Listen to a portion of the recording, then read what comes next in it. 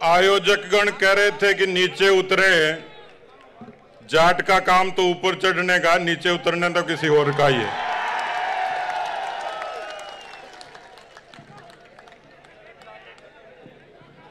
अभी ये पूरी दुनिया को पता लग गया कि राजस्थान की राजधानी में विद्याधर नगर में जाटों का कोई महाकुंभ है, लेकिन मुझे ये पता लगा कि हेलीकॉप्टर उड़ाने वाला भी कोई जाट ही है, क्योंकि हेलीकॉप्टर वाला जाट नहीं होता तो ये तंबू ऐसे नहीं हिलते। उसको काम तो दिया था फूल बरसाने का, या टेंट हिला के ही चला गया। ये काम जाट ही कर सकता है। बोलिए भारत माता की जय, बोलिए वीर तेजाजी महाराज की।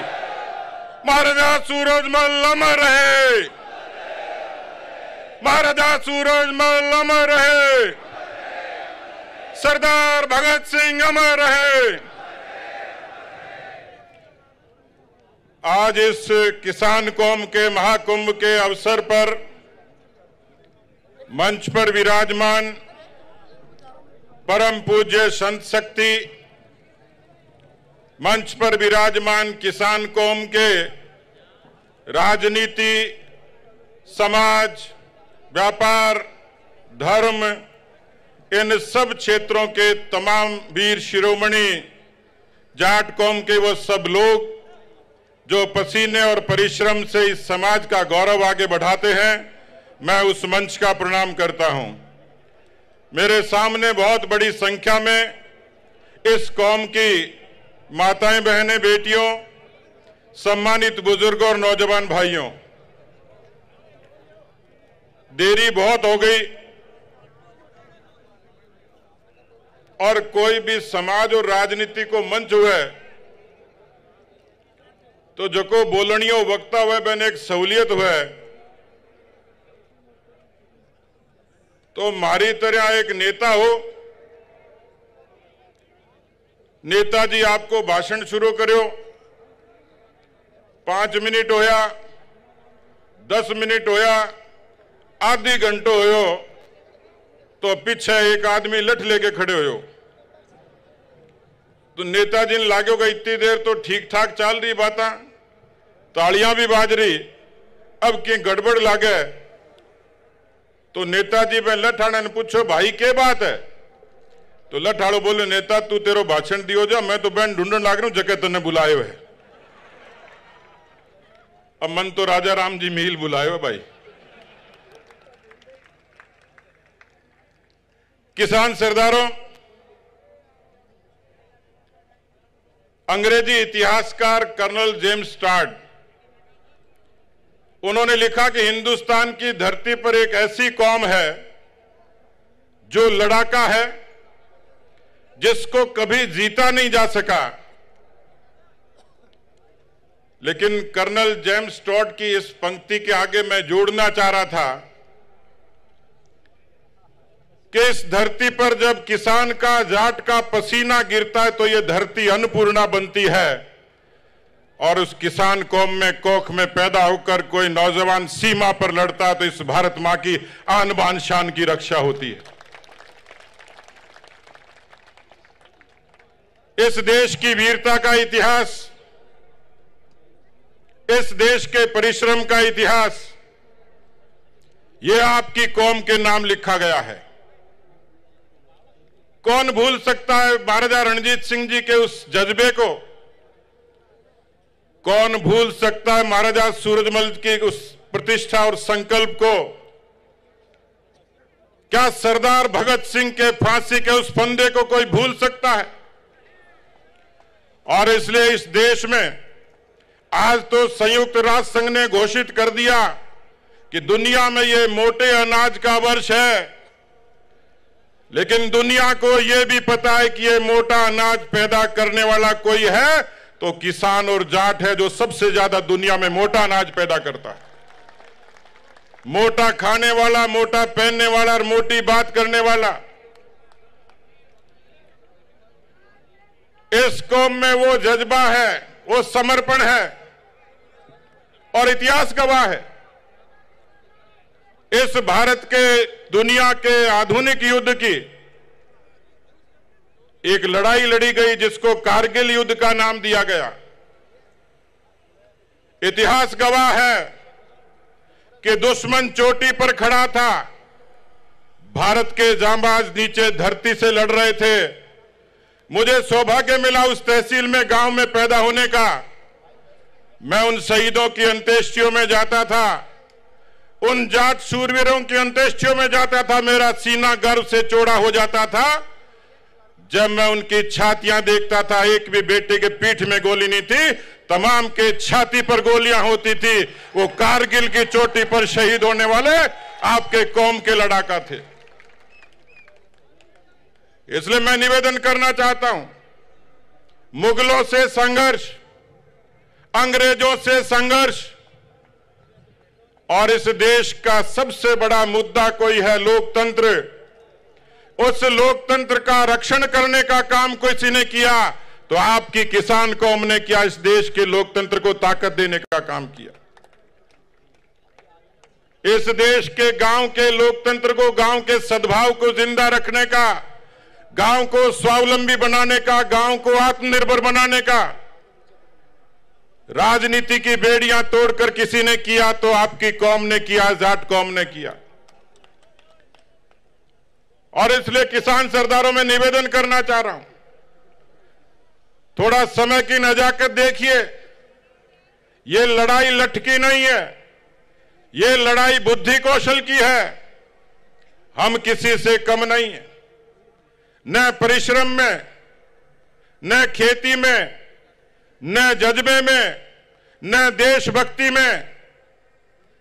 और मैं इसलिए निवेदन करने के लिए आपके बीच में आया हूं, आप इतना ही समझ लीजिए, मैं तो चूरू जिले के एक छोटे से किसान के घर में पैदा हुआ हूं और पिछले 35 वर्षों से राजनीति में हूं। मेरी मां ने मुझे संस्कार दिए, मेरे माता पिता ने संस्कार दिए, मेरे पुरखों ने संस्कार दिए। मैं भी स्वतंत्रता सेनानी परिवार से आता हूं। मैंने वो सब देखा जो एक गरीब व्यक्ति देखता है। भूख देखा, अपमान देखा, तिरस्कार देखा, विरोध देखा, संघर्ष देखा। और जब पहली बार रेलगाड़ी से जयपुर की धरती पर उतरा तो यथा समुद्र देखकर मन में यह कल्पना आई थी कि शायद इस शहर में मेरी जगह नहीं है। मैं उस शहर और गांव की मानसिकता से भी लड़ा, लेकिन किसान के परिश्रम की, किसान के मेहनत की और किसान के ईमानदारी की ताकत क्या होती है, आज मैं दुनिया की सबसे बड़ी पार्टी के सबसे बड़े प्रदेश का अध्यक्ष बना हूं तो ये तमाम किसान कौम की उस मेहनत का, उस आशीर्वाद का परिणाम है। हमारे खून में देशभक्ति है, हमारे खून में आस्था है, और इसीलिए मैं 2-2 बार राम जी की सेवा के लिए गोलियों का मुकाबला करते हुए कार सेवा में चला गया। हम तिरंगे को प्यार करते इसलिए मैं कश्मीर की घाटी पर चला गया, 7 दिन सेंट्रल जेल में रहा। मैंने ये जज्बा पाया तो मेरी कौम के खून से पाया है, उनके आशीर्वाद और संस्कारों से पाया है। और इसलिए किसान सरदारों, नौजवान भाइयों, समय की नजाकत को समझिएगा। जो जाट गांव में सोशल इंजीनियरिंग के लिए जाना जाता था, सामाजिक सद्भाव के लिए जाना जाता था, जो परिश्रम, मेहनत और ईमानदारी, देशभक्ति के लिए जाना जाता था, हमारा चरित्र वही है और ताकत भी वही है। इसलिए 36 कौम के साथ, हमारी उन किसान कौमों के साथ, हमारे गांव की माटी की वो तमाम कौमें जो पंचायती राज में आपके पीछे खड़ी होती थी, उनमें भेद पैदा करने की कोशिश हुई है। इस नजाकत को समझिए, बुद्धि कौशल का इस्तेमाल करिए। वो दिन दूर नहीं, जिस तरीके की बातें यहां मंच पर हुई, जैसी एक गरीब किसान के कौम के बच्चे की आकांक्षा होती है, जिस स्वाभिमान से हम लड़ना और मरना जानते हैं। मित्रों, ये सही समय है, यही समय है। मैं आपसे गुजारिश करूंगा, मेरा कोई स्वार्थ नहीं है, लेकिन मैं आपसे गुजारिश करने के लिए आया हूं, क्योंकि राजनीति का व्यक्ति हूं, यहां सियासत की बात नहीं करूंगा। मेरी जिंदगी कुर्बान हो जाएगी, लेकिन मैं आपको संकल्प और भरोसा देता हूं, मेरी कलम और वाणी चलेगी तो किसान कौम के उत्थान और कल्याण के लिए चलेगी।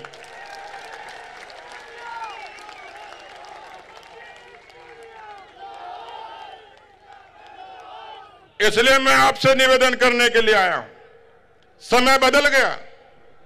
बड़ी खुशी होती है कि एक बेटी, एक बहन, एक नौजवान गांव में संघर्ष करता है, नौकरी के सपने देखता है। कितना उसको तकलीफ होती है, लेकिन मैं आप लोगों को निवेदन करना चाहता हूं, मैं आप सब लोगों को यह निवेदन करना चाह रहा हूं, यह खुशी तब होती है कि जब हमारी बेटियां फाइटर प्लेन उड़ाती हैं और पूरी दुनिया में आपका नाम रोशन करती हैं। हमारे यहां कहा जाता है, हालांकि आप सब लोगों ने कुरीतियों से भी संघर्ष किया है, आप सब लोगों ने नवाचार को भी अपनाया है, लेकिन अभी भी समाज में जो कुरीतियां उनको ठोकर मारिए। हमारे यहां कहा जाता है कि जब एक बेटी पढ़ती है, एक बेटी बढ़ती है, दो घरों को संस्कारित करती है। किसान कौम की मातृशक्ति ने ही वही करामात की है, अपनी कौख से ऐसी प्रतिभाएं पैदा की हैं। मैं अपनी बात को खत्म करूंगा। मैं 2019 में लंदन गया पहली बार।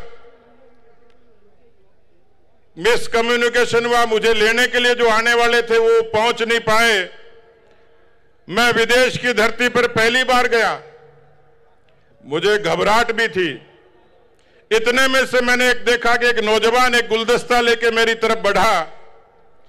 उसने अपना परिचय दिया, गुलदस्ता दिया, ये कहा कि लंदन में आपका स्वागत है। मैंने कहा भाई कौन हो? वो झुंझुनू जिले का जाट था जो किसी एमएनसी में नौकरी करता था, जिसने मुझे वहां स्वीकार किया। हम किसी से कम नहीं हैं, इसलिए आपके बारे में कवि ने कहा है, जब हम उछलते हैं तो आसमां उछलता है, जब हम उछलते हैं तो आसमां उछलता है, जब हम मचलते हैं तो तूफान मचल उठते हैं। हमें बदलने की कोशिश न कर जमाने, जब हम बदलते हैं तो इतिहास बदल उठते हैं। मित्रों, छोटी बातों से ऊपर उठकर किसी गरीब के लोक कल्याण के लिए उठिए, उसको सहारा दीजिए, उसको संबल दीजिए, दूसरी कौमों से भी सीखिए।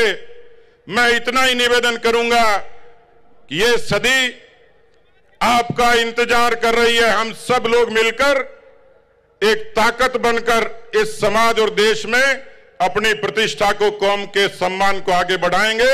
बहुत बहुत धन्यवाद। जय हिंद, जय भारत।